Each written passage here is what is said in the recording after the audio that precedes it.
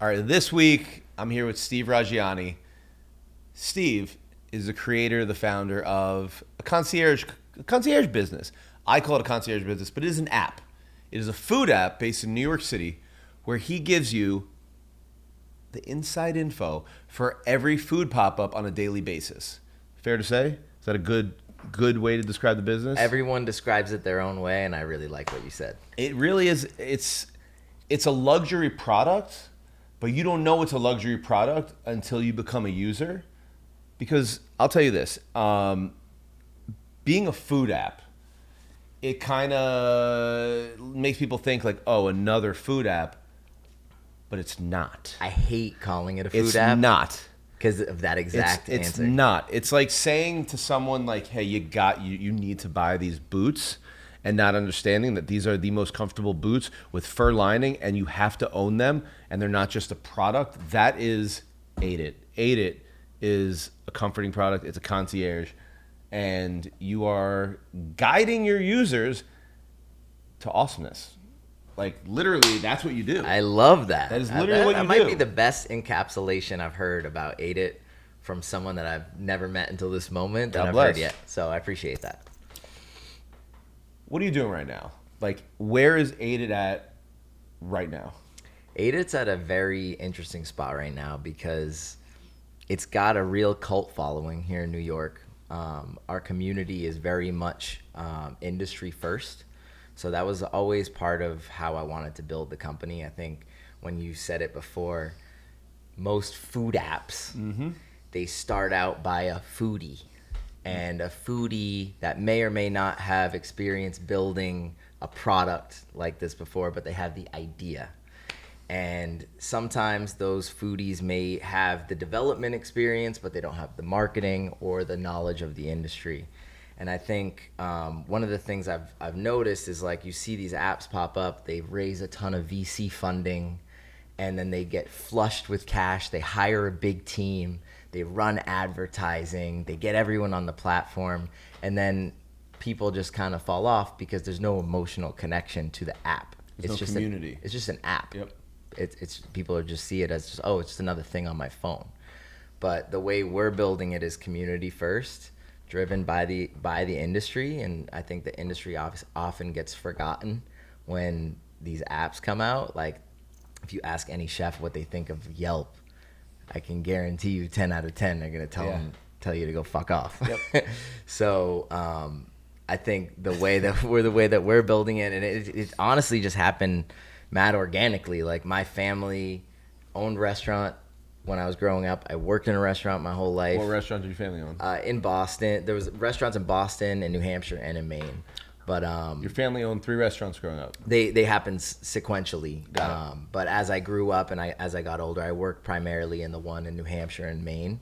When I was like about 13 years old, I started working in the restaurant. But, like, you know, everything from seating guests, giving them bread and water, all the way up to working behind the line in the kitchen, pastry, washing dishes, and then I eventually became a bartender. But what an education. Yeah, I mean, like, that's the best way to learn how to do anything in life is work in a restaurant, because you learn about creativity, you learn about project management, you learn about sales, you learn about just the whole celebration of the product, and the food at the end of the day is what you're selling.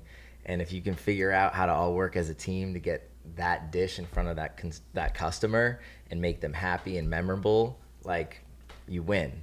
But, like, for me, going back to what you had asked me, is like, I think the industry often gets forgotten. And when we launched Ate It, a couple chefs really, like, took interest to it because they were like, this is different. This is not Yelp.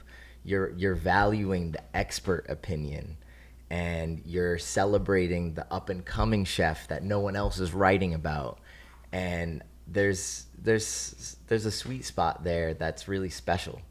And we're just gonna continue to grow it, and we're in that sweet spot. How much do people want to be in the know?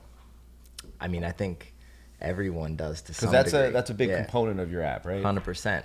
I mean, there's obviously the friend that wants to be the first one to tell the rest of the friends, but I think in the know is a spectrum, and everyone wants to be on it to some degree. So the app really like kind of helps you just be in the know as much as you want to know. we have different categories within the app, Which are after the pandemic, I think there was something interesting that happened. A lot of chefs lost their jobs. A lot of chefs became entrepreneurial. They started doing pop-ups, and we're curating all the best dishes in the city or in the app. But we started seeing these bubble up, and the burger pop-up would go in the burger category, and the chicken sandwich pop-up would go in the chicken category. And then we started to realize there's so many of these pop-ups happening, and the only way to find out about them is to follow 700 disparate Instagram accounts from chefs and restaurants and whoever's doing them to find out what's happening. And we all know that the Instagram algorithm, nobody knows how it works and when things pop up. So you might see something and say, oh shit, this pop-up looks amazing. I want to go eat it. Let's go. And then you look in the bottom left corner and it says posted 6 days ago, and it was already passed. So we were kind of like, what if there was a way that we were able to track all these pop-ups in the app for people, so you could open up the pop-ups category and see all the pop-ups that are happening in that moment. So to me, someone that wants to be in the know, if you know in the know, like the pop-ups category is it. That's what kind of stuck out to me the most out of the entire app was the pop-ups category, because you see your friend who went to this like awesome pop-up, you're like, why didn't I know about that? Like, why didn't Instagram feed me the post that told everybody about that? Mm-hmm. I'm finding out the day after. And that's the thing. It's limited edition food.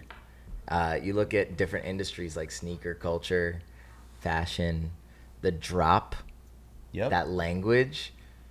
It's in the glossary now. It's in the dictionary. So it's like now the food industry is like, okay, how do we use this word drop? But what I think is interesting is I think the restaurant industry was doing drops before everyone else. Tell me more. They were just called specials.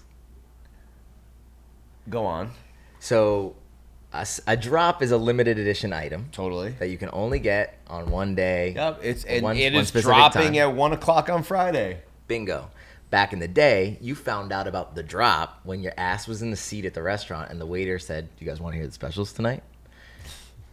Now you find out about what the special of the day or special of the weekend or special of the month, you find out about that on the internet. And that now gets you to go to that place. The roles have reversed.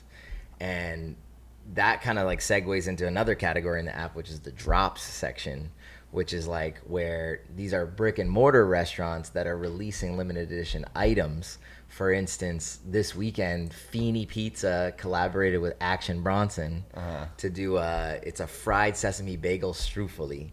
Say that slower. Fried sesame bagel strufoli. It's an Italian, the Italian dessert strufoli with a little confetti on it. Of course. So Action and Feeney got together to create this thing, and they're dropping this dish at Feeney. You can only eat it on Saturday and Sunday. It's a special. Yep. But now, in today's culture, in today's vocabulary, it's a drop. And we track all those drops in the app. And you can go into the app to the drops category. You can see this one's dropping in 4 days. This one's dropping in 20 hours. This one ends in 3 days. Like you have Dominique Ansel dropping a cronut every month. That's different. A specialized cronut. A special cronut. So now how do you get all the information about these drops? Do you have a team who's following all these apps, or do you now have the relationships where you are the first to know about it so you can be prepared to push it out? So you know how like NASA has a control center in Houston? Sure. We basically had, no, I'm just kidding. No, it's it takes a lot of psychopath obsession of food culture in New York City within our small team. And so there's no tech behind it. Right now, there's tech that's being built based on learning how we do it manually. Okay. Because you can't build tech unless it's learning from what a human can do. And what we're doing is curating all these drops and pop-ups and everything that are happening all across Instagram, word of mouth. Anyone that's talking about this stuff, we have a radar on all this stuff. And then we're pulling it all in. And what's happened kind of naturally through the community from us being so good at curating and aggregating is that pop-ups and restaurants and chefs are now inbound coming to us and saying, how do we get on this app? That was kind of where I was going to lead to after that. Was there's probably a lot coming to you, and do you, and I'm sure you do, you don't have to lie, do you play favorites with certain chefs who you've been working with and your homies with to kind of give them priority on the app? Absolutely not. I think it's really about, with pop-ups and drops, it's about having them all in there. So if anyone's doing a pop-up or drop, we're making sure that they're covered. We're treating that as a directory in the app. Okay. When it comes to a recommendation, that's a different story. We're not playing favorites, but we are being very selective about who's allowed to leave a recommendation on the Aided app. When we launched the app, we started with food media, trusted food media. Is a recommendation like a review? No. So a review, I think, I like to treat those words totally separate. You have to, especially being in the food game with, Yelp being the villain, with Yelp being the villain and their main product being their reviews. You have to villainize the word. We are all about the positive recommendation. Amen. So a review could be a 5-star, like a star system, a decimal point, 10-point system where people are giving 8.6 versus 8.7. To me, that doesn't matter. Like if we're trying to decide where to go to eat tonight, and one place is at 8.6 and one place is at 8.7, it's not going to play that much of a role in how we make that decision. For us, it's like, is it Ate It worthy or not? And it's really a binary system of like, would you send your friend who's coming to New York to go eat this thing, and would you go back for it after you ate it or not? And it's okay to say no. I love that you said it like that. So whenever I go, often when I go to a restaurant or even when I go to any store, like, Boisson. Mm-hmm. So I walk into Boisson. I'd never been in there before, and I'm non-alcoholic. So I'm like, what is, one spirit in here? Boisson, for those who don't know, is a non-alcoholic liquor store. It's literally you walk in, it looks like a liquor store, but everything is non-alcoholic. It's scotch, mezcal, tequila, whiskey, you name it, no alcohol. So I said to the guy, like, what is one bottle in here that you would have me purchase that'll have me come back? When I go to a restaurant, I don't ask, what do you recommend? What do you eat? I say, what do you eat? You pretty much live, if you're serving here, you pretty much live here. What do you eat? And what would you have me eat to make sure that I'm going to go tell my friends that they got to come back here? Exactly. That's what I do. That's what most people should do. And now you'll start seeing some of those people that are tastemakers in the food industry, their recommendations featured in the Aided app. There's a new section in the app called Eat Like. So the same way you spin the wheel for which food you want on the app, there's a new wheel that has trusted and vetted industry tastemakers, and you can eat like them. So you can eat like Christian Petroni. You can eat like Aaron May. You can eat like a man in a sandwich. I want to eat like Billy Lyons. Oh, Billy Lyons. I want to eat like Billy Lyons. We got to, Billy, step your game up. We need more recommendations in the Aided app. Yeah, I mean, Billy was my go-to for a few years. Billy was my go-to. Like, yo, I'm going to be in Cobble Hill. What do you recommend? Yeah, that's the GOAT right there. Like he reached out to us and was like, how do I get my recommendations on here? Oh, really? Yeah, and we had a whole back and forth, and we met up for lunch one day. He's a great guy. That's a perfect example of someone who has a trusted palate. Oh, beyond. That I'm like, bro, you don't miss. Yeah, but I don't want to hit him up every time I'm going out to eat. Now I can just go to Eat Like Billy Lyons, and I get a whole map of all his favorite dishes, not restaurants. Got it. And that's another important thing that I think about the Aided app, because I see a lot of people doing like curated guides by influencers and whatever, but they just send you to the restaurant, and then you get there, and there's a big ass menu, and you're like, okay, I'm here now. What do we get? And then you may or may not make the right decision, and then afterwards they're like, yo, I went to Balthazar, and they're like, did you get the, and you're like, No, I didn't know I was supposed to get that. I didn't know I was supposed to get that. What and do you then mean? you're like, That's the best. and that I think is like the missing link when it comes to recommendations that people are missing is like everyone's doing it restaurant based, and we're doing it dish based. Cool. So Very cool. the eat like section is a big part of it. And to go back to your question about like playing favorites, it's not about playing favorites for us. It's about making sure that the right people in the industry are featured in here, and we're leaving out the influencers who are getting paid by restaurants to say this is delicious because I got a $3K bag to make a cool video. We're leaving out the Karens who are here on vacation from Cincinnati and shitting on a great restaurant because they left the front door open and she was cold the whole time. My go-to, living in East Village, my go-to, the kitchen sink was my go-to diner. And like you go to their Yelp and it's all 5 stars and 1 star.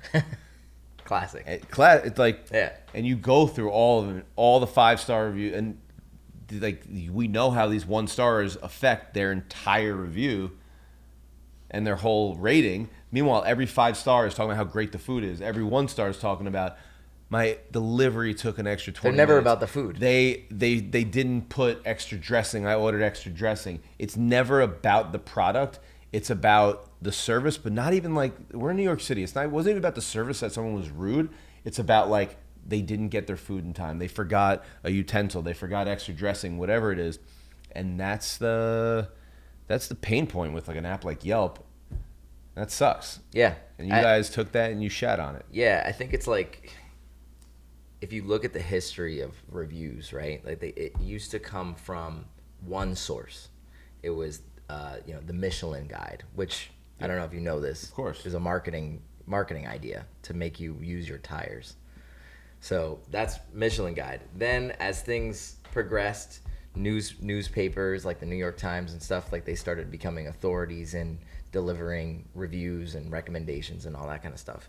Then became Yelp, where you're starting to open the door to other people's opinions. Zagat was another one that did that. It was Zagat is a survey of the public's opinions on restaurants.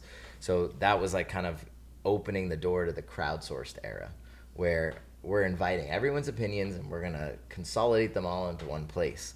And then that starts to get out of hand when you have the Yelps of the world and now, social media in general, where people are just making videos and posts thinking they're a critic. And it's like, yeah, food is subjective and everyone's going to have a different opinion on the same dish.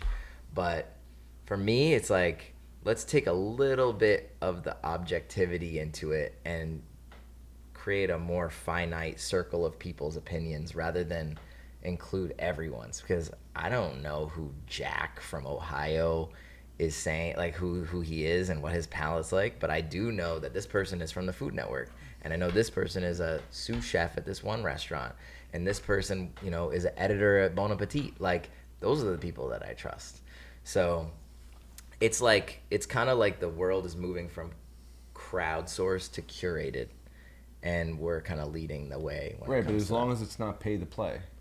Exactly. You can't. Right. I mean, people ask me, Right, can a restaurant pay to be on the app? I'm like, absolutely not. Right. Because then it becomes Yelp. Like if you search Chinese food on Yelp, Panera shows up. That's crazy. It doesn't make any sense. But they're just paying for that placement. Yeah. Like it doesn't, like the experience doesn't make sense. So where did it all begin? Steve, you weren't always leading the charge in a concierge food app. Were you always in culinary? I mean, you worked at the family restaurant. Give me like the 15 years from working in the family restaurant to now. Okay. Where did it all come from? What were you doing in high school that like led you into what you're doing after high school? Yeah, I mean, like food has always been part of my family upbringing. Yep. I'm half Italian, so like everyone, was getting together and cooking. What's the other half? Tunisian, which I don't really know a whole lot about, but that's chapter 2. But the Sicilian side of my family is like very big into cooking. Food is a core part of everything that we do. And that on top of the family restaurant, like it was inescapable. Food is like we're always talking about what's for dinner when we're eating lunch. Like that's always part of the conversation. What I've noticed, and with my business partners with the restaurant, being Sicilian, spending time with their family, Sicilian culture and Jewish culture very similar. Very. Yes. Yeah, like this. Yes. But yeah, like, you know, through working in the restaurant, all the different gigs within the restaurant, and then when I graduated college, you know, a lot of the people, the customers of the restaurant would be like, "You taking over the restaurant?" And I was like, "Hell no," because I saw how hard it was. Yeah. Like margins, paper thin, like people coming in pitching you different. I remember like the radio guy coming in and be like, "Hey, you should run radio ads to promote the restaurant." And we're like, "Bro, we can barely pay the people here." Like, so it's just like made me realize like how hard it is to keep a business like that up, and also like competitively across like, you know, all the different other restaurants. Like, what are you gonna do to separate yourself from everything? So I'm like, there's no way I'm getting into the restaurant business. But what I wanted to do coming out of college was like, I loved advertising. I was like, I want to make Nike ads. And that was like, I love sports. I loved sports brands. I love everything around that, and watching them hit on the TV during the Super Bowl. I'm like, I want to make one of those. And I love that your thought process went directly to Nike ads, because when it comes to marketing, like Nike is a marketing firm that sells fitness apparel. Yeah. Like they are. It is a marketing firm that sells fitness apparel. They're the best in the game, and they've been the best in the game for what, 30 years now. Yeah, I'm a 90s baby. Like there you go. Nike, that was the Nike era. And yeah, not Jordan, that it ever Bo, ended, but you name it. yeah. So I wanted to do that, and that was kind of like what kickstarted my advertising career. I worked in a small advertising agency in Boston that specialized in college marketing. Then I went from there to a really great agency in Boston called Mullen. That was really where I cut my teeth across a lot of pieces of advertising. They put me on the most boring account, like what? Mass Mutual Life Insurance. Okay. But I was like, I'll work on anything. Like, just let me in here, because it's the best of the best. Mullen was the best in Boston, so they put me on Mass Mullen's Mutual. one of the best in the country. Yeah, I mean they're the best now, but like at the time it was Mass Mutual Life Insurance. They put me on the account. It was the highest spending client, but like obviously the most like aesthetically boring topic.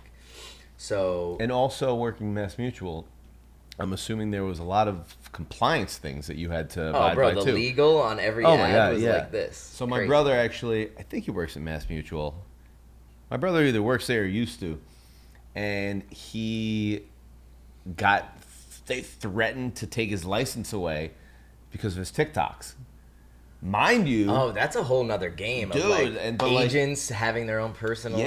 Yeah, but my brother was making these phenomenal TikToks that like I appreciated seeing his evolution of TikToks, how like when he started and then finally like he really mastered it. Yeah. He got business out of it. Of course. And all it was informational. It wasn't salesy. It was just informing people about different products and like the value of having this insurance and this product and this vehicle. And like people would DM him and it would turn into business. But meanwhile, because they're so strict, he kind of got like, the first time was like a slap on the wrist. The second was like, deactivate or you're done. Wow. What did he do? He had to deactivate it. Oh, he didn't stick with it? No, he would have lost his. They threatened he would have lost his license. Yeah, and he's like, I got business out of it, like a bunch of business out of it. But meanwhile, they were so strict about it. So sorry, back to you and like. But very, you're right. Like very conservative brand. Yeah. But the cool thing about it is they did radio, TV, out of home. Digital. At the time there was no social media when I started there.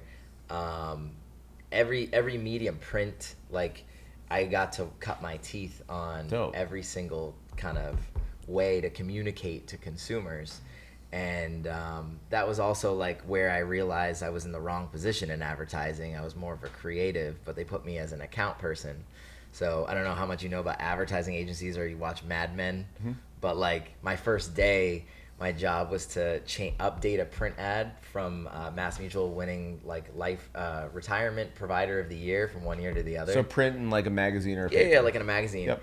And she's like, we need to update this copy and the image and everything. And I was like, cool, got it. And I went to my computer and I like rewrote it and found new imagery and like redid the ad because I knew how to do it. You completely did new And creative. she was like, and I brought it to my boss at the end of the day, and she was like, how did this get done so fast? Like, and I was like, I did it.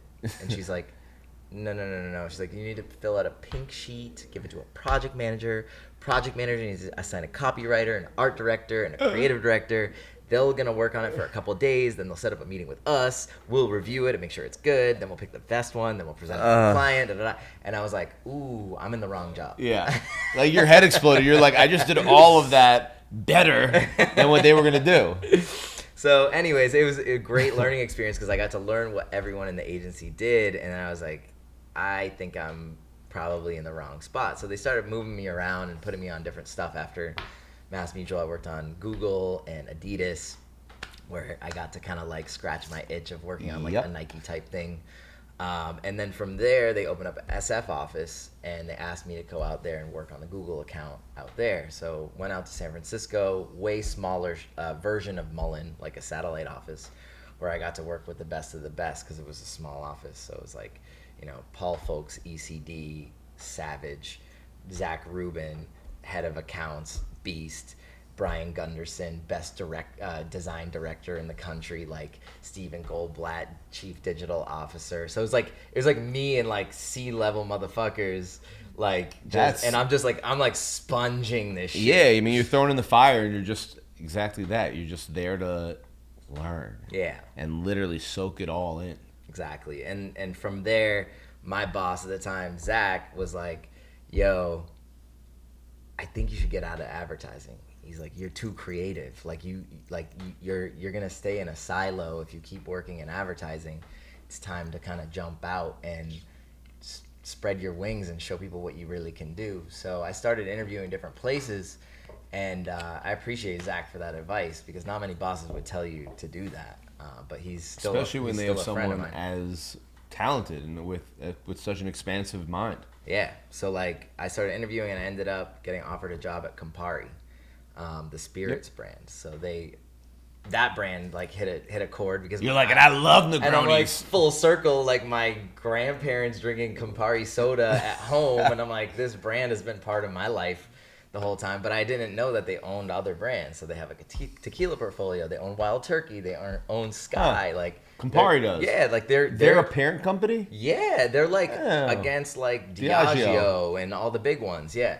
So the job I was interviewing for was to be brand manager on the tequila portfolio. All of them. They only had two at the time. Oh, got it. Espolón tequila. Yep. Probably up there. Yeah. And Cabo. Espolón, great label. Yep. Did you create that label? I did not create the label. I can't take credit for that. But, you know, the brand that we created there and the community that we created gave me a lot of the experience that I've applied to everything else that I do. So when I joined that brand, it was like 10,000 cases, and now it's in the millions from the marketing strategies that we put together. Very dope. Which is really, really, really cool. And then the other brand was Cabo Wabo, which was Sammy Hagar's original tequila that Campari had bought. And my job was to repurpose or, rebrand the brand because, reposition the brand because all Sammy's audience was getting older and they're like not drinking tequila anymore. They're on a lazy boy. So like, how do we do this? Yeah. So What'd like, you do? how do we reframe what this brand stands for?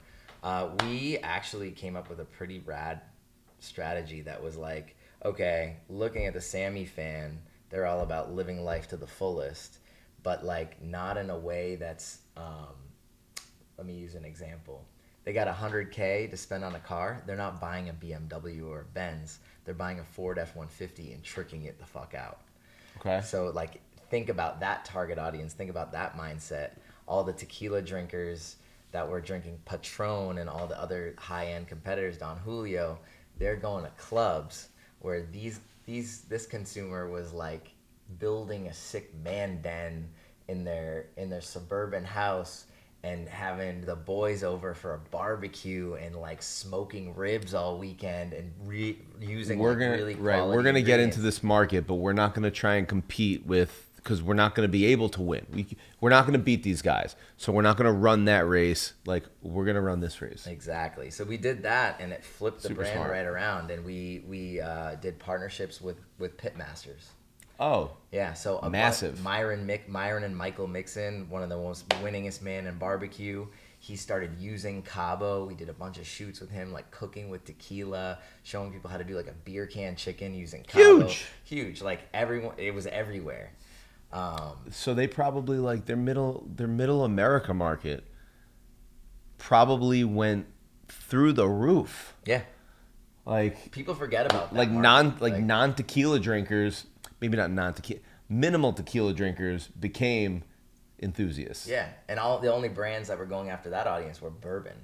So we weren't even competing with tequilas. We were competing with bourbons. Super smart. Right, when speaking about pitmasters. Wait, so when did you go from Cabo Wabo Yeah. to now, you weren't in New York yet, right? Now, at the time, so I'm still in San Francisco. Yeah. Did a bunch of work with Espolón and Vice. Yep. And that was honestly like where I got to really understand how like the media world worked and how brands work with other media publications. And I remember getting presented ideas from our media agency, which is a middleman between a brand and a media company, presenting ideas on what Espolón should be partnering with. And I remember them like really pushing for us to work with Thrillist. And at the time I was like, I don't understand why we would work with them. Like, we're a counterculture, like very like in the know kind of cool kid brand, and Thrillist feels like a little bit more like mainstream. Pay to play. Yeah, they're all pay to play at the end of the day because they're asking us for money. Right. So like, but they just felt like a little bit more mainstream for what our brand was.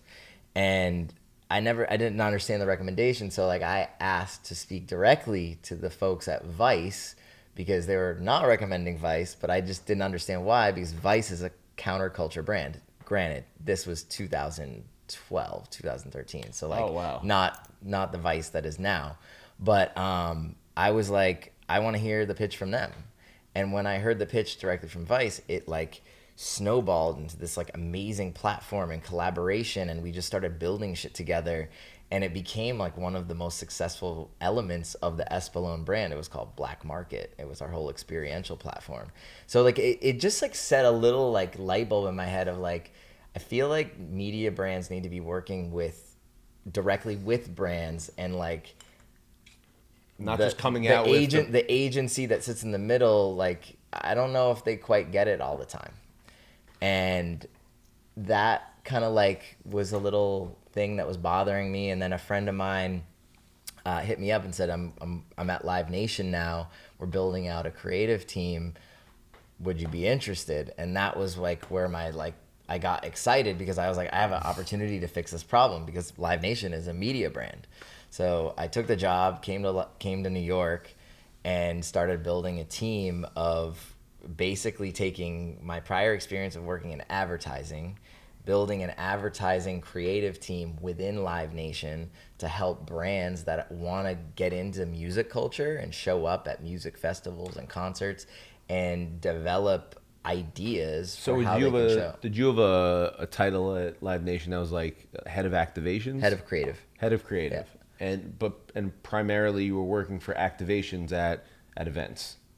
Yeah, so like my job at Live Nation is to lead a team that concepts, develops, and executes how brands show up. So fun. Yeah, so like if you go to Lollapalooza and you see like a Bud Light activation, like our team had a big hand in creating how that brand showed up, what you see in that space, what you taste in that space, what you smell in that space, and making that a memorable experience for the fans that are coming through the door. And while you were going there, Instagram was only becoming more and more prevalent, so the activations had to become, and correct me if I'm wrong, had to become more and more aesthetically pleasing, so that they became more and more Instagrammable, so that these products are now shared more. Yeah. Brand is followed more. And that's where the ROI for your service comes into play.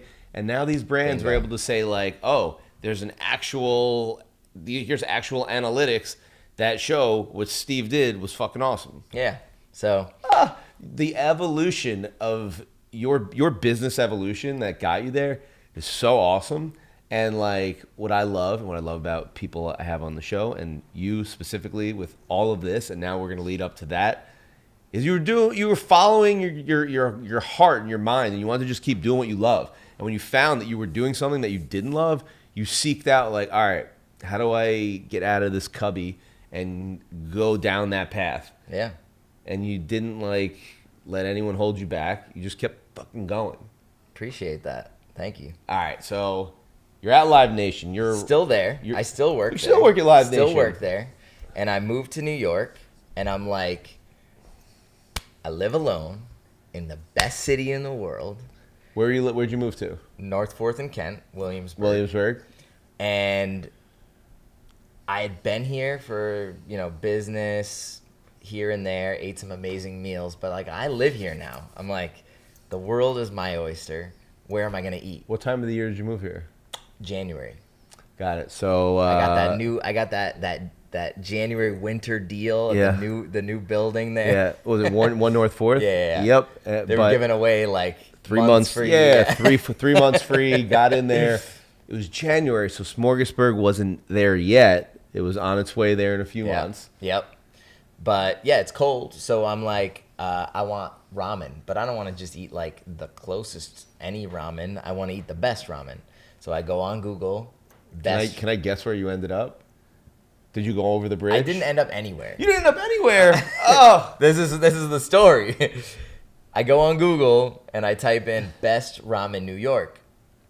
You get the Eater article, the Infatuation article, the Thrillist article. You get you start having all the tabs open on your phone, and then or on your computer. You have all the tabs open on your computer, and then you're cross-referencing the number 2 one with the one on your phone. Oh shit, no, I gotta take 2 trains to get to that one. Then you're looking at Yelp reviews, and it's like, oh, but this person gave it 1 star, and then you read what they said, and it was nothing to do with the food.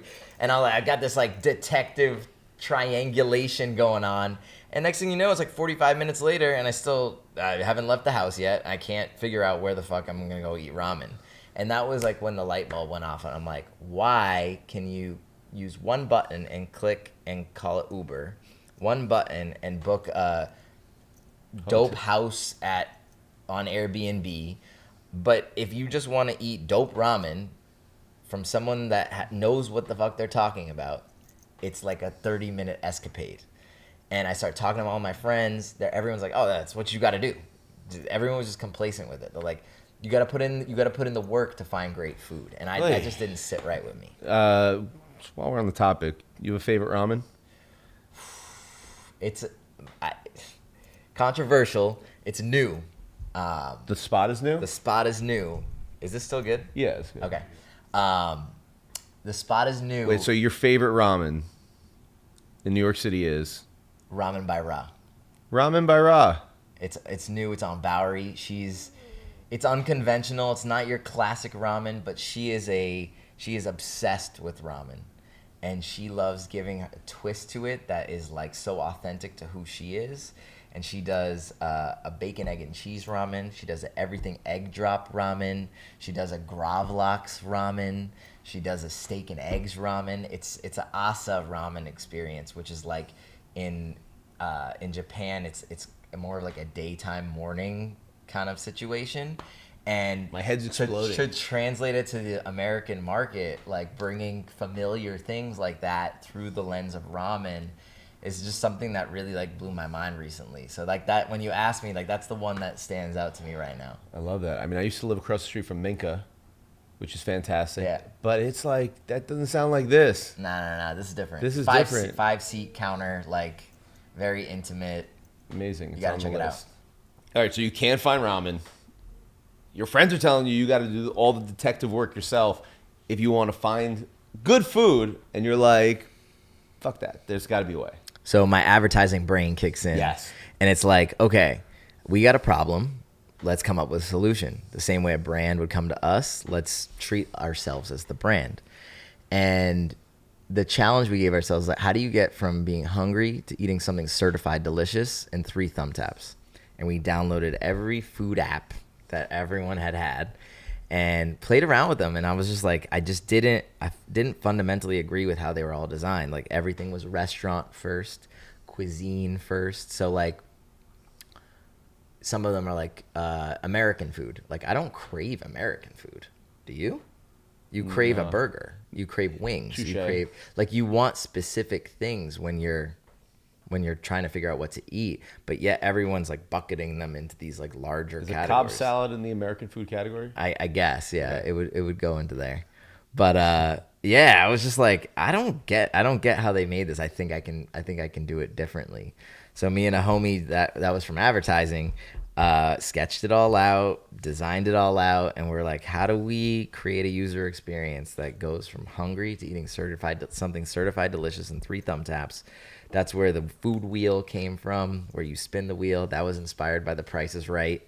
Everybody watched that on a sick day, home from school, wishing they could spin that big ass shit. Yep. So yeah, that's where the food wheel came from, and then all the results are from trusted sources. And then thirdly, when you pick the dish, you don't have to read a whole essay about it. It's 8 words.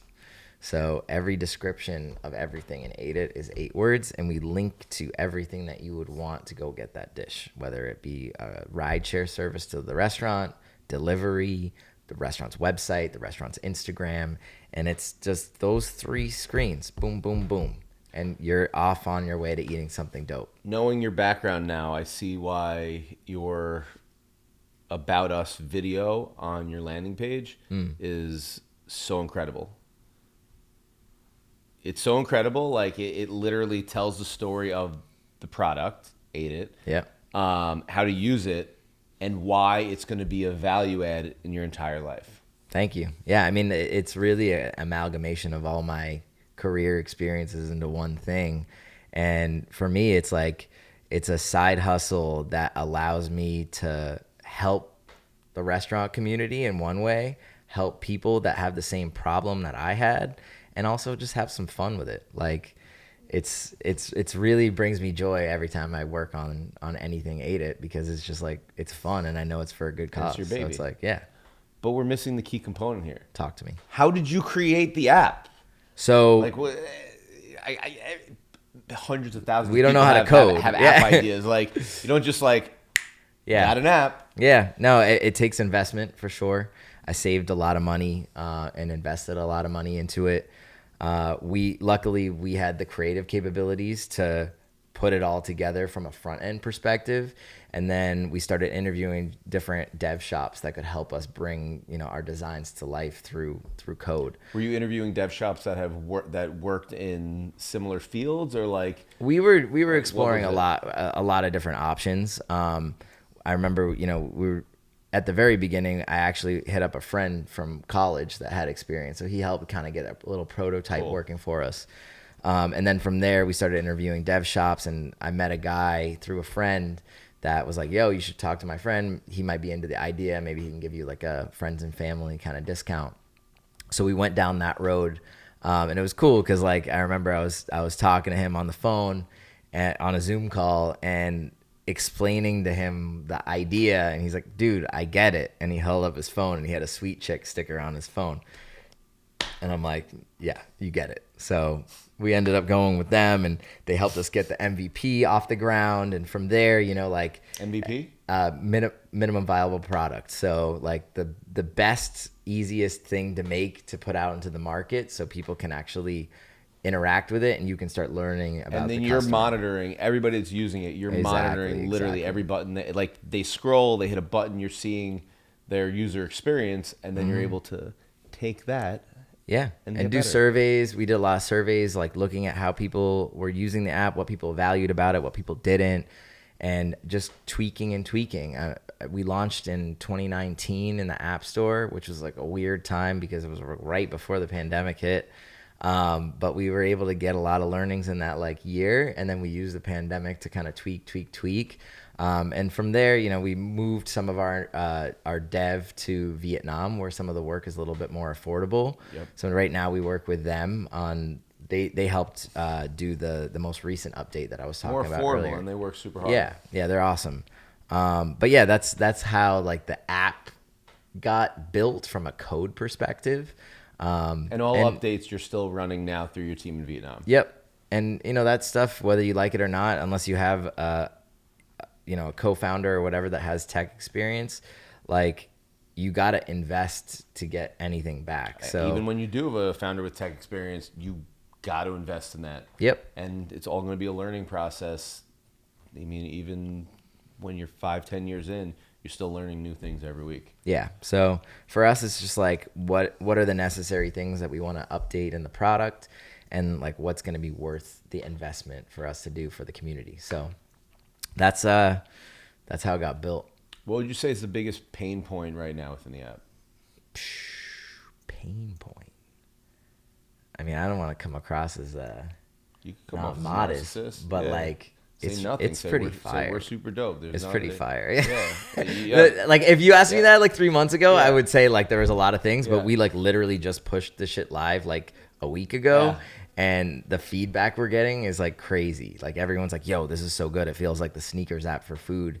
Like you have restaurant search now. I can share my list with other people. I can see pop-ups by this week, next week, tomorrow, today. Like all the things that we've been listening to from our customer, like for the last 3 years, are now like addressed. Like even people were like, why is there no open now filter? Like when it's 1 a.m. and I want to eat something dope, I can't find anything. Now you can hit open now and it just sifts everything out. It took this long to get there, because like when you say that, it sounds like something easy. It sounds like something that would be like obvious, but like no, until enough people like comment about it, it doesn't get done. Yeah. So I'm proud of the last update. I don't know if you've downloaded it yet, but you should, and you like it. Yep. And I'm sure there'll be other things and other ideas that we'll do to evolve the app experience. But one of the things that like is really important to me is that the app stays a utility, and it doesn't get cluttered with a lot of stuff. Like I go back to that day one where I downloaded all those food apps, and I was like, didn't know what to do because there was like too many things to do. And I'm just like, there's content, there's this, there's that. Like, just help me figure out what the fuck to eat. Yeah. So like, I think that's always going to be like the core of the app, and it will always like be like, what do you want? And with that, it's like there's probably like some ideas that you're just like, this is awesome. Let's not. Yeah. Yeah. That's too much. Yeah. Like, so someone asks like, oh, why don't you have all your videos live on the app? And I'm like, because videos are for social media. Yeah. I'm not trying to make this a social platform. I'm trying to make it. It's good you just said that. Yeah, I'm trying to make it Because like a utility. I would bet that like 95% of creators are like, how do I drive more traffic? How do I elevate it? How do I make it a social platform so people can communicate with each other? We need a message app in the app. We need a sharing videos app in the app. And like that's what literally 95% of founders would be saying. But that's why they fail. Yeah. I think simplicity is one of our core values at like everything we do. Say that again? Simplicity is one of our core values of everything we do. Yeah.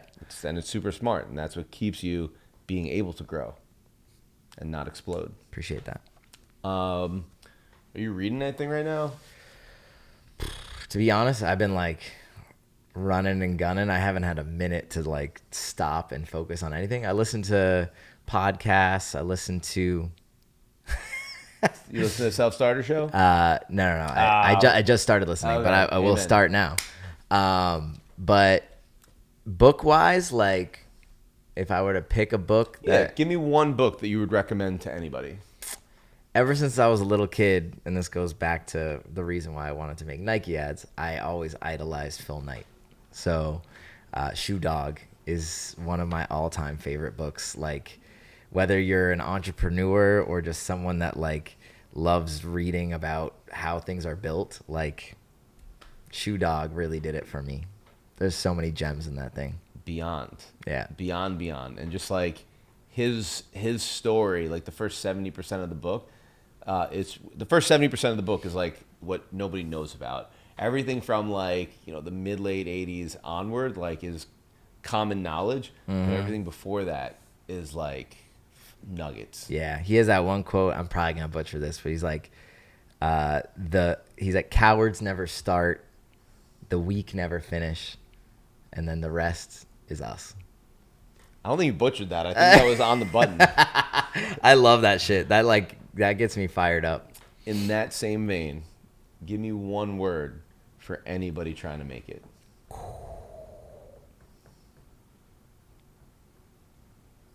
Outside. It needs explanation, but Amen. do you get it? I don't get it. You don't get it? No. I would think outside the box. Be open to outside commentary. Nope. You got to be outside. So for every hour that you're spending grinding on the computer, building behind the scenes, you got to be outside talking about what you're doing and sharing the gospel of what you're doing. Because if you're just doing your shit in your silo, then it's not going out into the universe. I think I can't tell you how many times like I've been like at my computer late at night doing stuff, and then someone's like, yo, come meet us out. Like, and sometimes you could see that as a distraction. Like, oh, I don't want to go out because I got to get up early. But you go out and you end up, it's New York City. You meet like 3 people and you show, like, you know how many times I've showed people the app just at the bar and they're like, and they become a super user and they tell 12 of their friends and they tell 12 of their friends. And that's how things grow. So you got to be outside. Amen. And I remember, and I don't remember what book it was, but in a book I was reading, it was talking about like when you have an idea, like you're going to think it's fantastic, but pitch that to the person in front of you at the grocery store when you're waiting in line to pay. Like, talk to people you don't know, strike up a conversation, because if you're a founder, you're a creator, you should be able to talk to everybody. Talk to these random people, tell them your idea and get their reaction. You're going to get the most honest answer possible. Outside. Yes, outside. My dude, it was a pleasure having you on the show. Thank you for having me. And thank you for bringing us into your home. Welcome. Steve, the 8 It app. Go be a super user. Boop. That was fun.